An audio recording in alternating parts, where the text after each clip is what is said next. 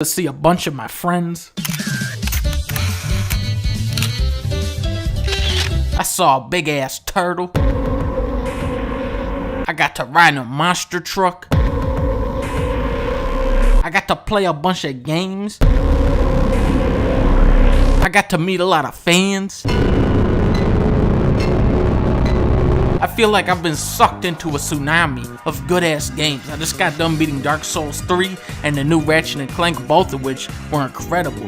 Now I'm playing the new Star Fox. Right around the corner you got Overwatch, May 10th, Uncharted 4, not to mention the 300 games that I saw at PAX last week. Of course, we're still waiting on Yooka-Laylee, No Man's Sky, What Time, Zelda, Horizon Zero Dawn, Last Guardian, but now there's a whole lot more to look forward to. First, we got Flint Hook. In a crowd of 20 other roguelikes, this one really stood out to me because it does not feature permadeath. I understand that adds a lot of longevity and tension to these games, but fuck you permadeath, go into garbage. I hope the game can still maintain that intensity and challenge you expect from the genre while disposing of the repetitive, playing the same levels and bosses over and over again. The mechanics look very tight and satisfying. The grapple hook, the bullet time, the shooting, the sprites. This game is right up my alley. Then, we got another interesting roguelike with Necropolis. It's a 4-player co-op Dark Souls type game.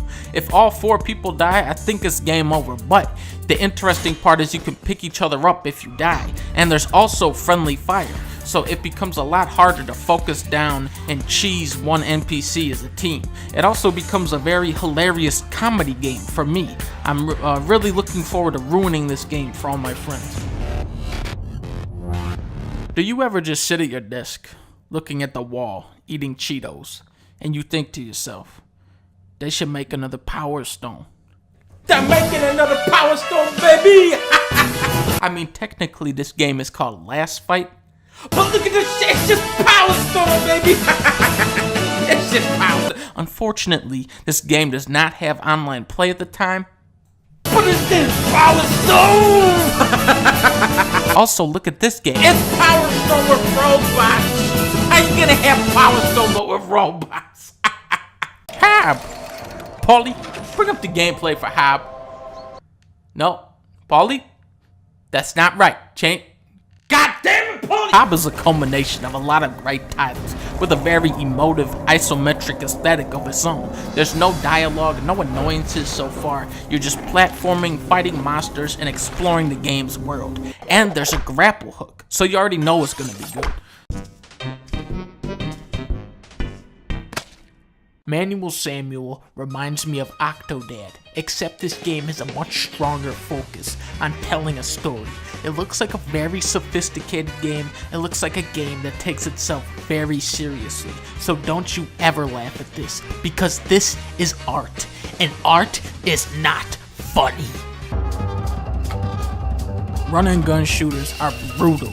They are so crushingly difficult. I love these beautiful hand-animated graphics and the variety and creativity I'm seeing with the bosses, but I hope the developers of Cuphead can manage that insane level of difficulty into something actually beatable. If they can strike that balance, this could be one of the best games of the year.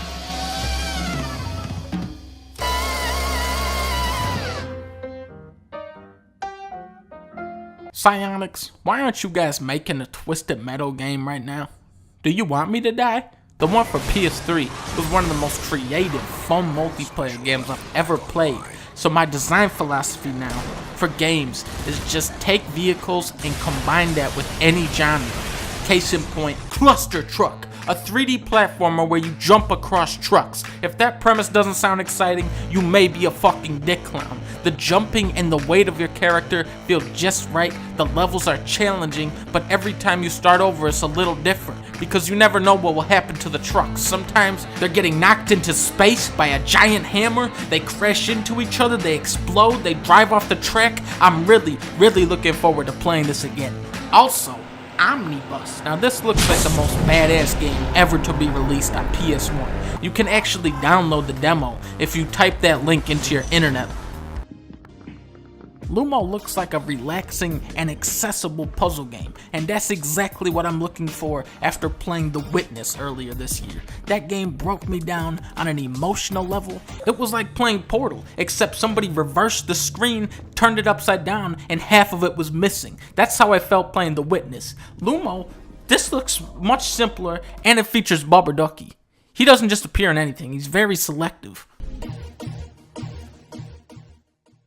Behemoth's new game, Pit People, did not belong at PAX. It's not a game where you can just jump in and play for a quick 10 minutes. It's a game where you have to sit down and play for 3 or 4 hours at a time.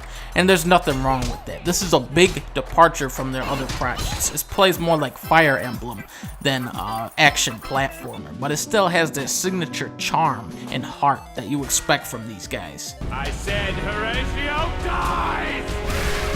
Oops! Butterfingers! Steam says this game will in fact be available before the apocalypse, so that's before Last Guardian. Speaking of games that will never be released, Final Fantasy 15 was originally announced in 2006. For a AAA developer to take a decade making a massively budgeted sequel, this shit is unheard of. Square has taken on such an enormous risk with this game, and from the looks of it, it has paid off. I wouldn't at all consider myself a fan of the series, but just look at this shit, man. They ditched the turn-based combat for an action-oriented, next-gen Kingdom Hearts battle system. Holy shit. Holy shit. What the fuck? Look at how cool this is. My biggest concern is the story. These games are notorious for corny-ass anime writing. I'd love for them to leave that shit behind. That may be asking for too much. Either way, you get to play as the Backstreet Boys who drive a flying car around.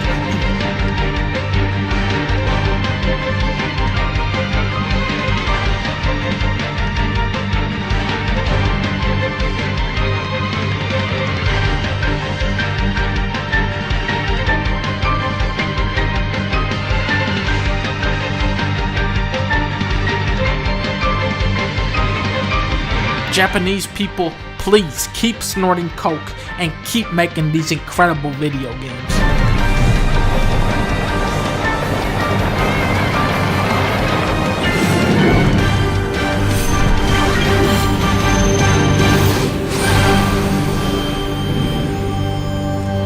Go Madden. I feel like Overwatch is just gonna stomp out every online shooter for the next 3 years, but perhaps if Lawbreakers goes free to play, it can fill that arena shooter void that we're experiencing right now. Doom's multiplayer fell flat on its face. That shit sucked. This game, however, has a grapple hook. Do you have a grapple hook, Overwatch? I think not, you piece of shit.